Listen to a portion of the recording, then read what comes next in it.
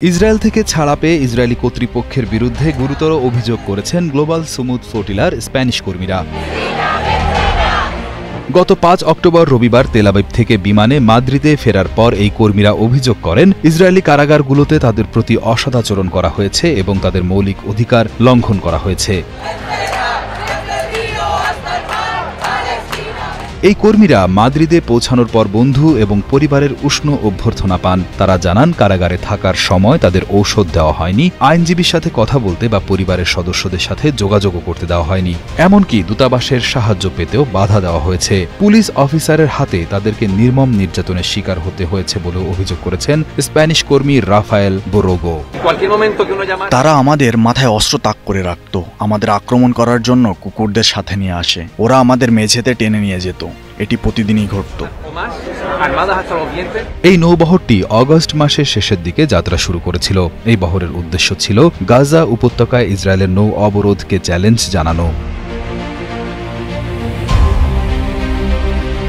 ২০২৩ সালের অক্টোবরে হামাসের হামলার পর থেকেই ইসরায়েল গাজায় সামরিক অভিযান চালাচ্ছে এবং এই অবরোধ জারি রেখেছে।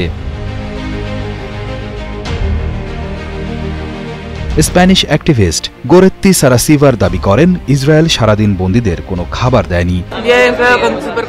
সকালে তারা আমাদের সেল থেকে নিয়ে যায় এবং বলে যে তারা আমাদের বাড়িতে ফেরত পাঠাচ্ছে। তারা আমাদের পর্দা লাগানো একটি উঠোনে বসিয়ে রাখে এবং ৭ অক্টোবর ইসরায়েলে কি ঘটেছিল তার ছবি দেখতে বাধ্য করে। তারা সারাদিন আমাদের কোনো খাবার দেয়নি।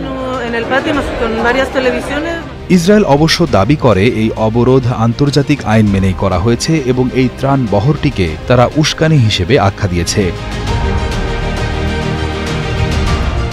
এখন পর্যন্ত ইসরায়েল নৌবহরটির ৪৫০ জনেরও বেশি কর্মীকে আটক করেছে, যাদের মধ্যে কমপক্ষে ১৭০ জনকে দেশটি থেকে বিতাড়িত করা হয়েছে। বন্দী কর্মীদের প্রতি ইসরায়েলের অসদাচরণ এবং আইনজীবীর সাথে দেখা করতে না দেওয়ার অভিযোগ উঠেছে বারবার, যদিও ইসরায়েলের পররাষ্ট্র মন্ত্রণালয় এ ধরনের সব অভিযোগ অস্বীকার করেছে।